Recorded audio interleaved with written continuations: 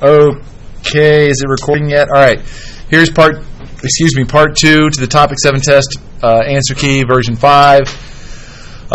Calculating standard deviation. Add up the totals and correctly divide to get the mean, and then each data point minus the mean squared.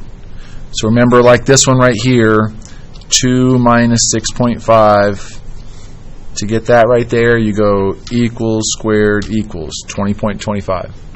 So do that with all of them, and then you have to add it up. You should have got 98.5.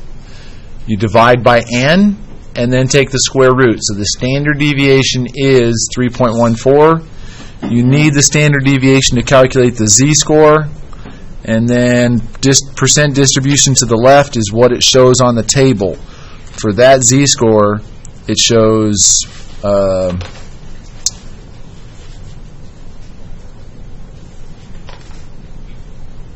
why did I write? For that z-score, it says 0.9554, which is 82.9% to the left. Oh, that's the z-score. Oh, gosh.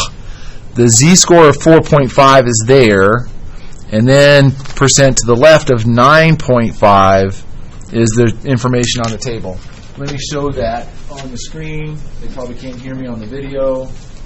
I'm sorry this is taking so long, but you might want to remember this concept for the final. At any rate, if it says percent to the left of the data point, you have to have the mean and the standard deviation to calculate this. So first of all, you find out what the z-score is. The z-score of data 9.5 is 0.9554. Okay? Then we go on to the positive 0.95 is right there. So that means the area to the left is 82%, or 82.9%. What if I asked you the area to the right of this data point? What would you do? The area to the right, remember, for the standard normal, the area is 1. We just found this. If this whole area under the curve is 1, we found out that 0.829 is on this side. What's on this side? How do I figure it out? Somebody say subtract it from 1. Subtract it from 1. So that'd be what? 17.1%? Anyway, faster and funnier. A lot of students chose the wrong given table. What is the probability that a sparrow chosen at random, so the sparrow's the given, sparrow chosen at random is from forest B. So it's probability forest B given that there's a sparrow. So the 120 was the denominator. This is the fun one. Okay? I actually screwed up on this number right here was supposed to be positive 36. So positive 36 is that negative 9 times that negative 1 times that 4. Don't worry, nobody was close. I think there was only one kid close enough to that to make an argument for APR. Okay? So, first thing when you're doing this kind of question is always go to the y-intercept first and then make it fill out all the other requirements. Start with the y-intercept and then go to the other requirements. And make sure the instructions say circle the letters. Very few of you actually circle the letters. Makes it easier on me to grade. Turn the page. This is dividing with an area model. Okay? I'll do 2 quick steps to show you how it's done. X minus 5 goes on the outside. The first step, you put the first number of the dividend right here.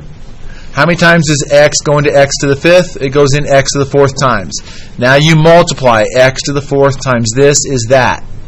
So in the answer in the area model, you got to understand the area model says everything inside the box adds up to get your dividend. So what did I do to negative 5x to the 4th to get there? Well, you figure that out by writing the negative 9x to the 4th outside and subtracting that. What is that minus this? Well, it's negative 4. Once you get that step done, rinse and repeat. How many times does x go into this? It goes in that many times. Then you multiply this times that to get that. So then we got to deal with the x cubes. Well, there's 32 of them. 32 minus that is 12. Rinse and repeat. Da-da-da-da until you get a remainder. Okay? This one is fully factored. Look at the number. We've got x to the 5th and we've got an x. You got to see that the GCF is x. And once you factor out that GCF, this becomes factoring with the quadratic pattern. Okay? This one happens to break up into negative 36 and negative 9, but a lot of students are forgetting that there's a squared there, and both of these become different to two squares, and it's an odd function that graphs like this. Okay, I am really tired of seeing students try to factor this into x minus 5 times x minus 5 times x minus 5. I never ever once taught you that. This is actually equivalent to x minus 5 to the 3rd power. Does that look like what you're given? Everybody say no. No. This is a difference of cubes.